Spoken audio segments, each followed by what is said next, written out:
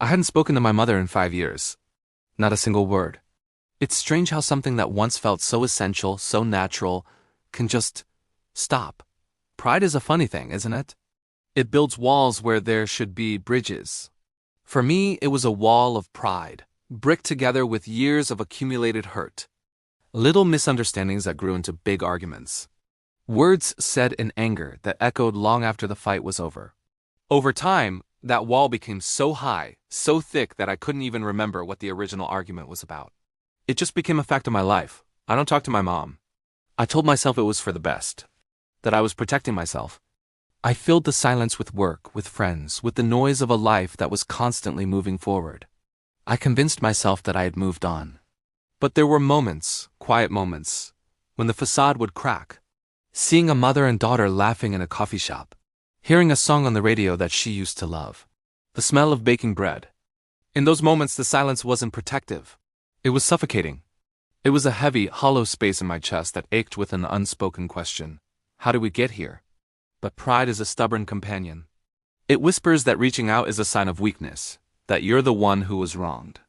And so the years passed, 1 became 2, 2 became 5. And the wall stood, untouched. Then one night, my phone rang. The screen glowed with an unfamiliar number, illuminating the darkness of my bedroom. The time was 12:47 a.m. My heart hammered against my ribs. Who would be calling me at this hour?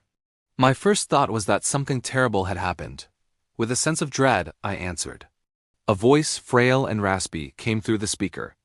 A voice I hadn't heard in half a decade, yet knew as well as my own. It was her, my mother. She sounded so weak, so distant, like she was speaking from the other side of the world. I just wanted to hear you, she said, just those 6 words. They weren't an apology, not an explanation, not a demand. They were just a need. And in that single sentence, the 5-year wall of pride and hurt crumbled into dust. What do you say after 5 years of silence? How do you begin to unpack all the things left unsaid? We didn't. We talked about nothing. And in that nothing, we said everything. We talked about the weather, how the cold front was finally breaking. I told her about the big storm we had last week, and she told me her daffodils were starting to come up. She asked me if I was eating properly, a classic mom question. I laughed, a real, genuine laugh, and told her I was making her old lasagna recipe that weekend, even though I could never get the sauce quite right. She chuckled softly, and for a second it was like no time had passed at all. We were just us. We drifted back into old memories, the safe ones. We remembered the summer we went to the beach and I got a terrible sunburn on my nose. She recalled how I used to hide broccoli in my napkin at the dinner table, thinking she wouldn't notice. She always noticed. We didn't talk about the fight. We didn't talk about the years of silence. We didn't try to fix what was broken. We just sat together in the shared space of our memories, letting the sound of each other's voice be the bridge across the chasm that had separated us. It was a conversation suspended in time, gentle and fragile, but more real than anything I had felt in years. As the call wound down, a comfortable silence settled between us.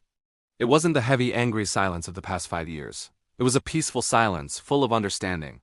Then, just before we hung up, her voice dropped to a whisper, so quiet I almost missed it. I love you, she said. Always. There was a finality in her tone, a completeness. I managed to choke out the words back. I love you too, Mom. And then the line went dead. I sat there in the dark, phone still pressed to my ear, tears streaming down my face. They weren't tears of sadness or regret, but tears of release. It was the rain after a long drought. The next morning, my aunt called. My mother had passed away peacefully in her sleep. The phone call, our final conversation, had been her goodbye. For a long time, I was haunted by the what-ifs.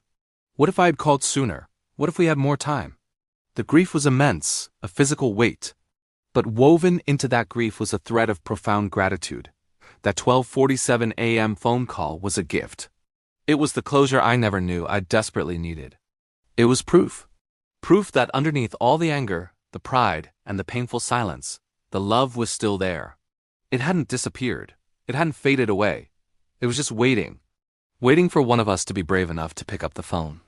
This experience changed me. It taught me that love doesn't operate on a timeline. It doesn't abide by the rules of pride or stubbornness. It's patient, it waits. But it also taught me that life is incredibly, terrifyingly short. We think we have all the time in the world to mend fences, to say the things that need to be said. We don't. So if there's someone in your life you're not speaking to, if there's a wall of silence between you and someone you love, I hope you'll hear my story.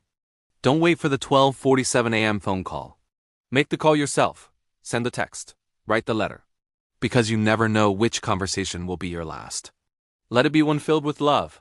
Thank you so much for listening and for letting me share this part of my story with you. If this resonated with you, I'd be so grateful if you desubscribe to the channel for more stories about life, loss, and the love that connects us all. Take care.